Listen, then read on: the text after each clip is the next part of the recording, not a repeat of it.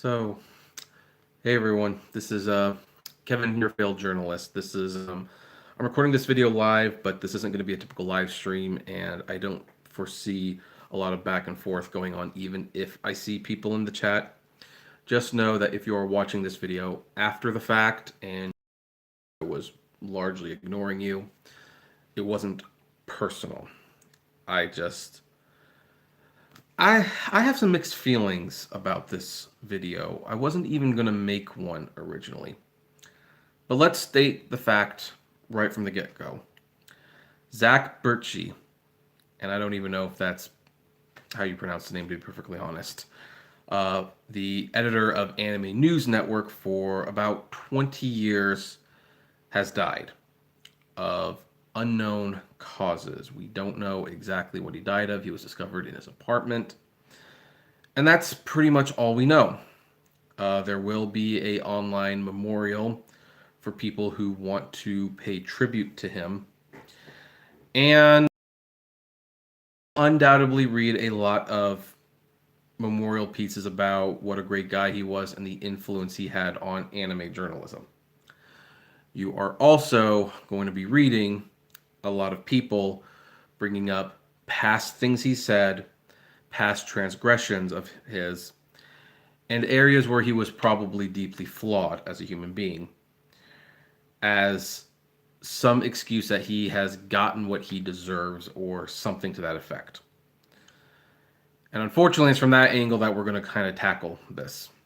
Now, full disclosure, so you know where I personally am coming from when it comes to Zach. Zach Bertschy, Bertschy, I'm sorry, I don't know how to, we'll just call him Zach, I'm sorry. He's a man that I respect a lot more than I liked, to be perfectly frank. Just to get like some of the negative things I didn't like about him up front, just so you know exactly where I'm standing, but you know, this isn't going to be like a Zach bash video. I think Zach was a classic for his own good. I think he was opinionated in ways that a journalist shouldn't be opinionated. And I believe the attitude he showed on social media and on panels when responding to criticism was not entirely appropriate. And for that matter, I think he, in that regard, was a massively bad influence on the anime community as a whole. I believe that. Here's what I also believe, though. He was smart. Clearly, he was very smart. He did have a passion for this stuff. He was very, very knowledgeable about the industry and how anime just simply worked. Before Zach's Answer Man column came along, and the Anime Answer Man column on Anime Nation, which I don't think they're around anymore. I was like a kid, and I honestly, I didn't know how the anime industry works. So I think the Anime Answer Man columns were a huge influence on me on opening my eyes on how this industry worked and the nitty gritty that went behind it. I remember like he even answered a couple of my questions that I would send in. I'd say, "Hey, why doesn't this happen? Like this is crazy." He would respond to the email, and granted, he'd be a little sarcastic, but he'd lay out exactly why things happened the way they did and why they didn't happen the way they did, and it would always be very insightful. He was really good at finding good writers. He did, I will admit, yes, he did oversee Anime News Network when it was. I've got huge issues with Anime News Network, to be perfectly frank. And Zach Bertschy had a lot to do with that. However, I also loved Anime News Network for years. And Zach had much to do with that. So at one time, Zach did build Anime News Network into a website I could love. Now again, some of the decisions he made means that I don't think the site is as strong as it used to be. But the thing is, he did help build that website into something I respected. And even if I didn't agree with his opinions, I loved his writing. So whether I realize it or not, Zach played a huge role in my life. He played a huge role in my life. And I can definitely respect him for that. Now, because I have issues with him as a person, and I don't think he was always the best at communicating to people, this is why I wasn't going to make a video like of any kind. It's like I thought that was a shame, and I was going to let it go. The reason I'm making a video is because after he died, I did what most people do. I went on Twitter to find out more details, like how did he die, what happened to the future. I was actually not aware that he was no longer married. That was a shock to me. And of course, you do see tweets and stuff that from friends who worked with him, who were inspired by him, who said he was a great guy, all that jazz. So those are nice to read. But you know what you're also going to find on Twitter and Facebook? You're going to find people bringing up old tweets of his that are years old. And he said things that might not have been entirely appropriate. But they resurfaced these tweets during a time when people are mourning and they're missing the guy. And they say, you see, this is the kind of person he was. Do deserve what he got. And these are the times when I really wonder sometimes a little about the human race. And I've seen it happen plenty of times. When one of the Koch brothers died, people were gleeful. And granted, he was a big and powerful person. He obviously influenced policy in a way that people didn't like. But to see people revel in a person's death, even if it was a really big person, I always found it despicable. And now we have someone who, by all accounts, is not a famous person. He has a steady job. He is certainly known by people within a particular community.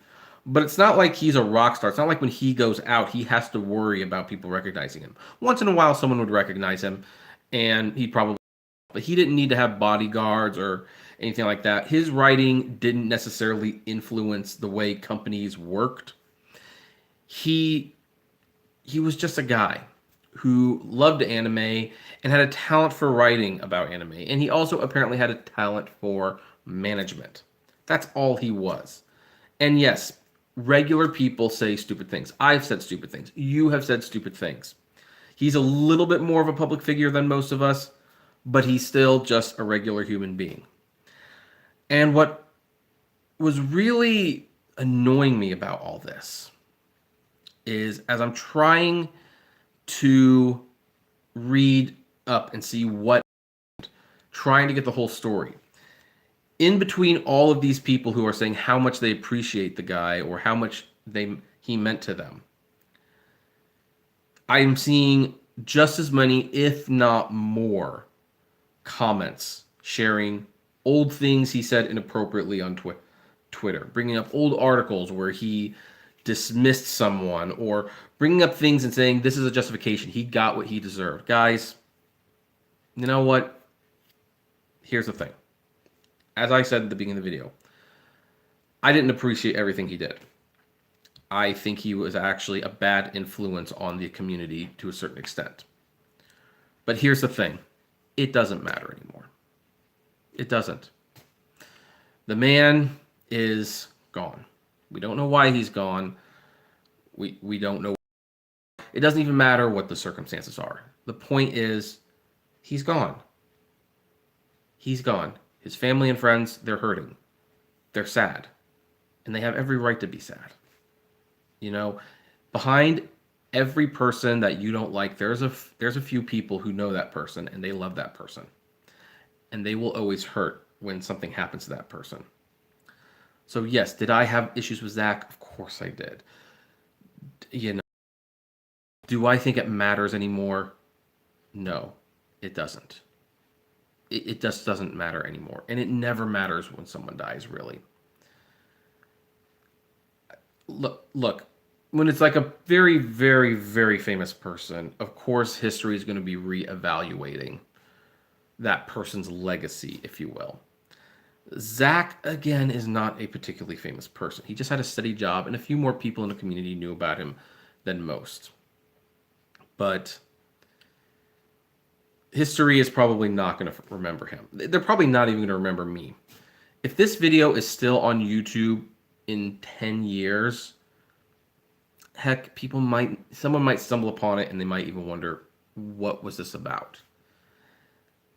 And that's the thing. It doesn't matter. What the man did in life now does not matter. It's done. He has passed on. I pray that he is in a better place. I don't know. Hopefully he is. And I pray that his family and his friends can heal from this in peace. You know, hopefully they will not read some of the vile things on Twitter that is being said about him, because it doesn't matter anymore. He lived his life. He lived it the way he decided to do it. He wasn't perfect, clearly. But now that he's gone, there's no reason to kick him while before he's even buried. In fact, interestingly, the tweet that set me off, which I won't repeat, was basically Zach doing just that thing. Someone had died, and he was basically saying good riddance to him. So you know what? You want to be better than Zach? Don't do it. Don't reshare tweets like that. Bring up old things he did. Say, hey, you know, I had some disagreements, but I hope his friends and family are okay. It's just a shame that in the Twitterverse now, we're at that point where people just, and again, I know he did this too to a certain extent, but that people just want to dance on someone's grave. It doesn't matter. It just doesn't matter. I know I've said it many, many times. It doesn't matter, guys. Let it go. Guy's gone. So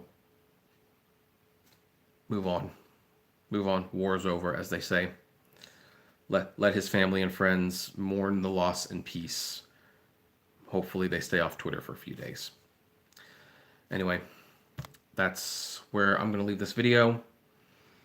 Those are my thoughts. I think the way people react when controversial, and he wasn't even that controversial. Again, he was an editor at an anime site.